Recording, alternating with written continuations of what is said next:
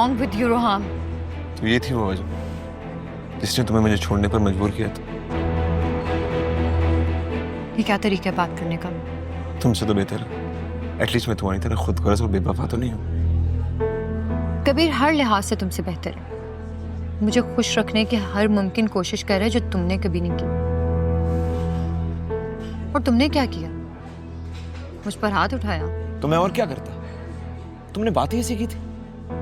बात चाहे जो भी हो रोहाम, तुम्हारी मोहब्बत में इतना भी ज़र्फ नहीं था कि तुम मुझे प्यार से समझा सकते।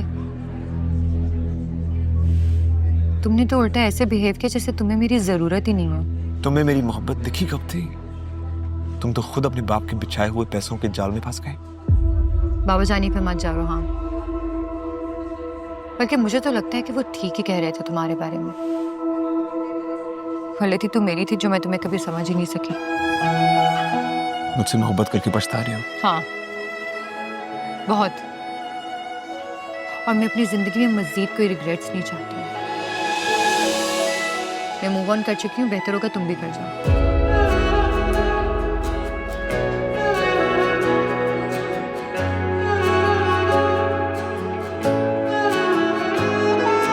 बेखबर हो गई तुमसे नादानियाँ, मुख्तसर रह गई मेरी कहानियाँ।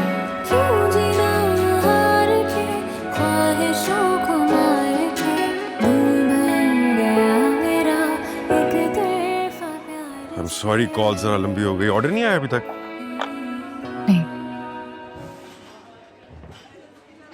क्या वो सब ठीक है? या कि अगर कहती है तो मान लेता हूँ। अच्छा, बाय द वे, मैंने अंकल से शादी की डेट्स को फिक्स करने की बात की है। What do you think about it?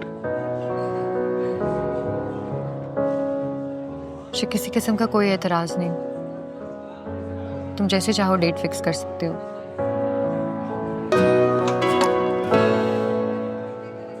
मैं सोच रही हूँ कि मैं एक बार उसके ऑफिस जाकर पता करूँ। कहाँ भटकती रहोगी बेटे? और ऐसे किसी के लिए अपने आप को बेवकूफ नहीं करते। मैं बस एक बार प्लीज। देख लो, मुझे बेटे ऐसा ना हो कि इंतजार में दिन पे दिन गुजरते जाएं और मैं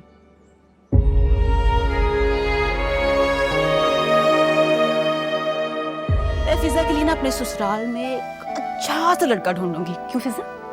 जी नहीं, बिल्कुल नहीं। भाई मैं तो अपने लिए लड़का खुद देखूं। तुम्हारे नाक के नीचे तो कोई आता नहीं है। सुन रही हैं आप?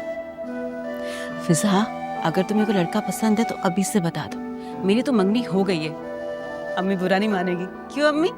क्यों नहीं बुरा मानूंगी, बिल्कुल बुरा मानूंगी।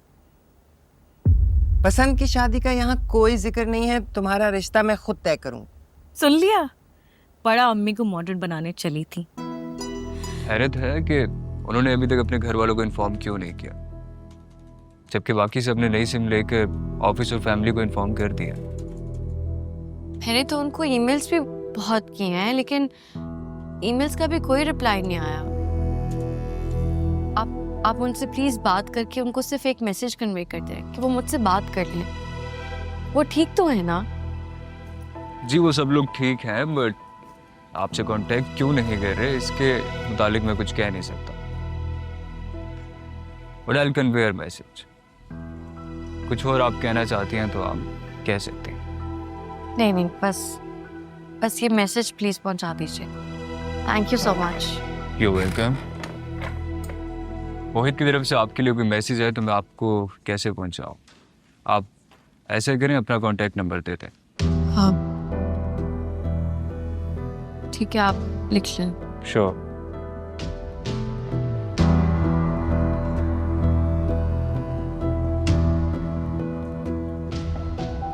Thank you.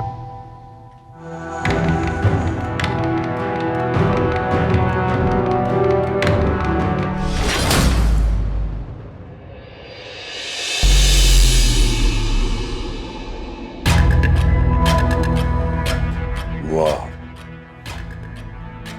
बड़े जीदार निकले तुम तो। मुझे लगा इनकार के बाद खुद ही पीछे हट जाओगे, मगर तुम तो मेहंदी और निकाह में भी आ गए। इतनी हिम्मत। मुझे इल्म नहीं था कि किसकी शादी है। अच्छा, मैं तुम्हें अपने दामाद के बारे में कुछ बताऊं। कबीर अहमद नाम है इसका। बिजनेस मैनेजमेंट किया इसने लंदन से, लेकिन इनफैक्ट पला बढ़ा ही वही है। तुम्हें एक राज की बात बताऊं।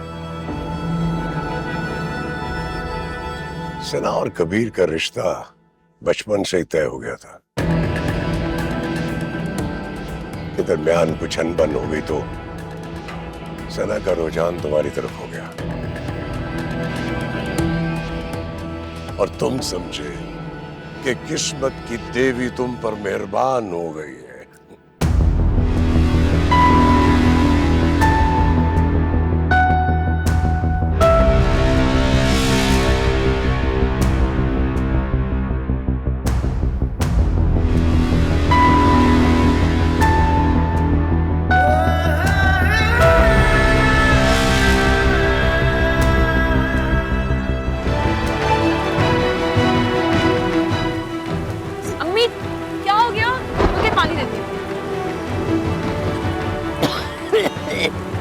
आराम से हिम्मत करें, थोड़ी सी हिम्मत करें, बस अभी कोई आ जाएगा।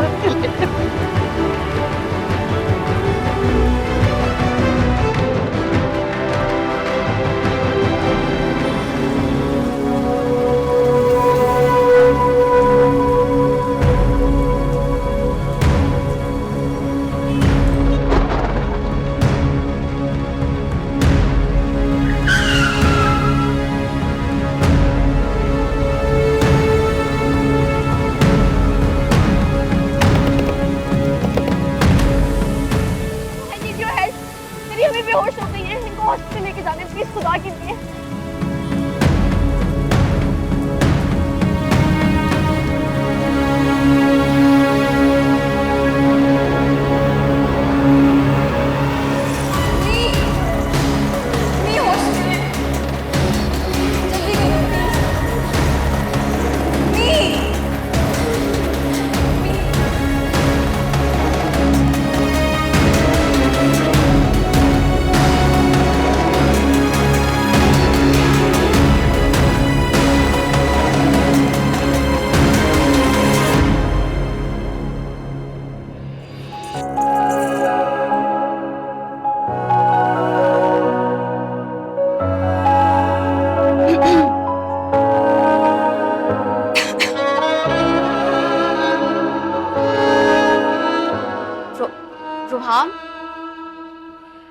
रुहाम,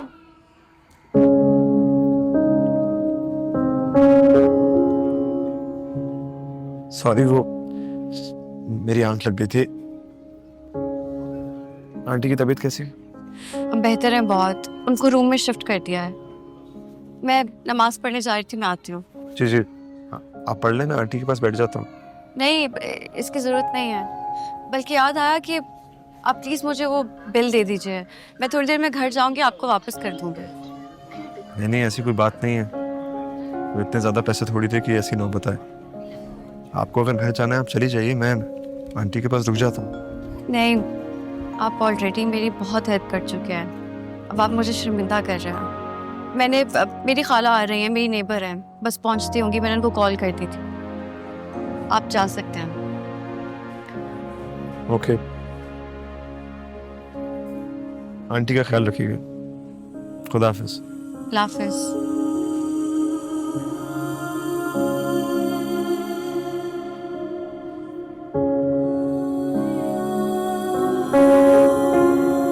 ऐ दिल जरा कुछ तो बता, किस राह पे हम